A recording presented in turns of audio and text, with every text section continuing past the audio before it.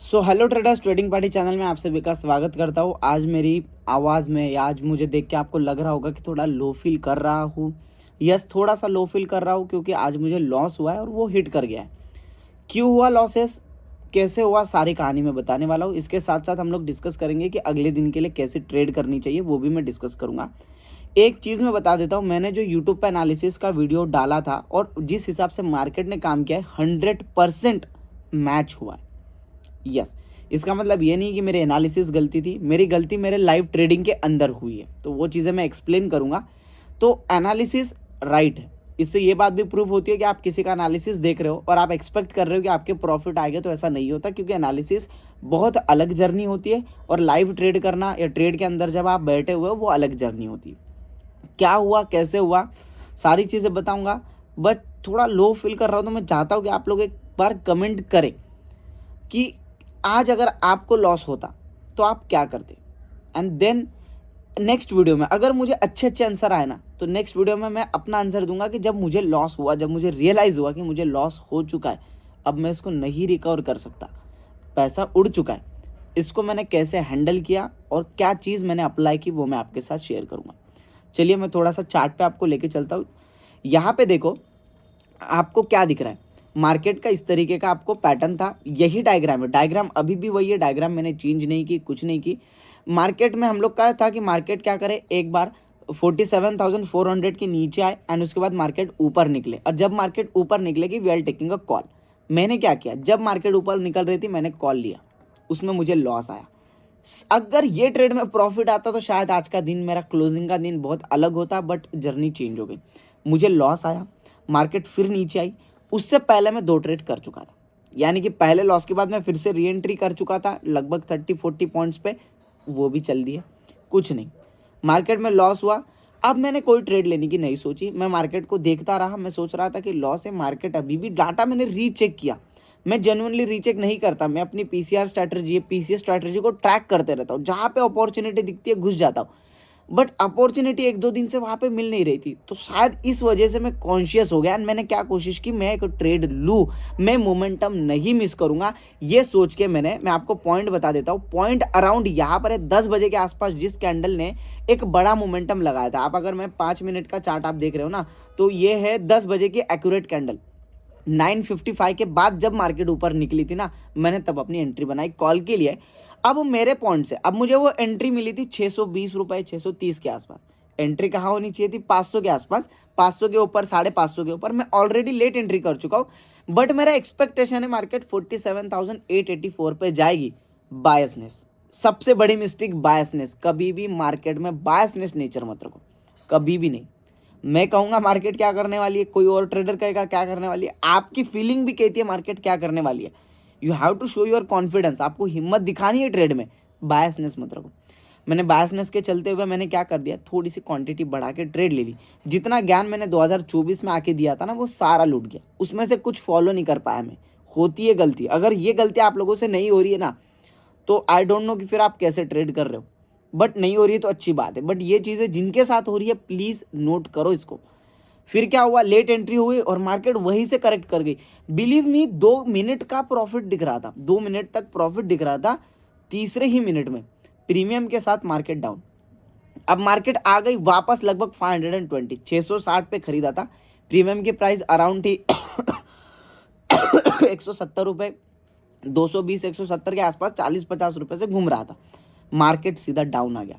अब दिक्कत मेरे साथ ये हुई कि जब लॉस दिख रहा था, 2 ट्रेड का पहला लॉस, इस ट्रेड का लॉस, मैंने पोजीशन नहीं निकाली, मैंने पोजीशन ऐड करने के बारे में सोची। मैंने सोचा कि यार कैसे लॉस हो रहा है, समझ में नहीं आ रहा है। फिर जब मार्केट होल्ड करने लग गई, थोड़ा सा लॉस कम हुआ, मैंने पोजीशन निकाली। एक डिसिप्लिन ट्रेडर यहीं पर समझ जाता है कि उसको करना क्या है, जो मैं नहीं समझ पाया।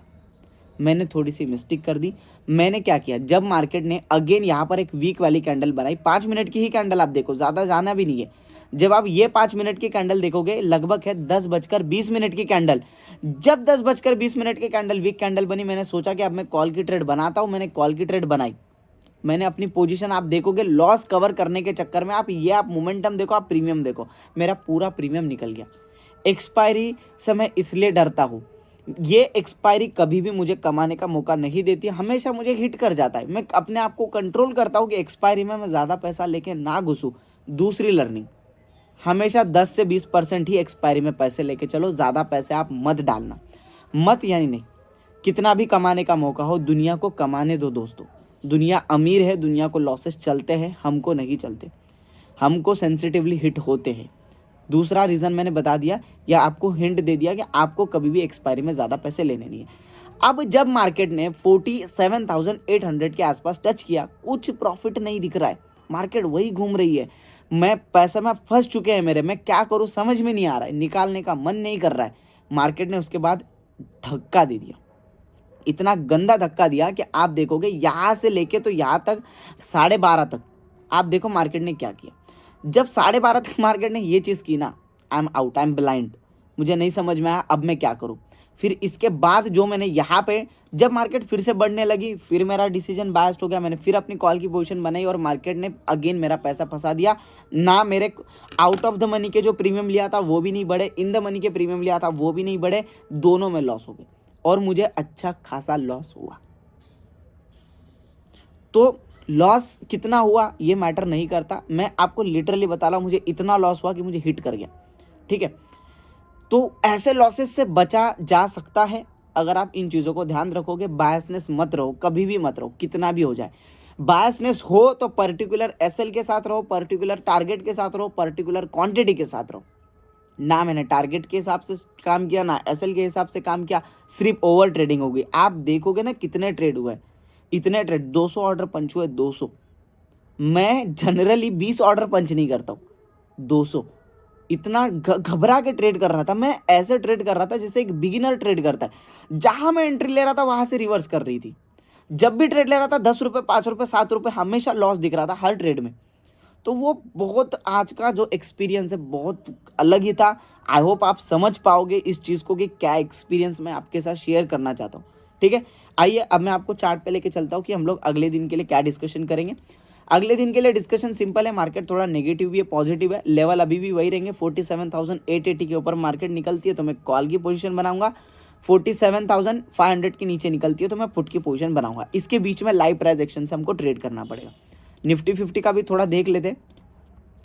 निफ्टी 50 का आप देख लो, निफ्टी 50 थोड़ा सा यहाँ पे डिफिकल्ट सिचुएशन में, क्योंकि निफ्टी 50 नीचे क्लोज कर पाया है, नीचे रुका है एक क्लोजिंग के नीचे।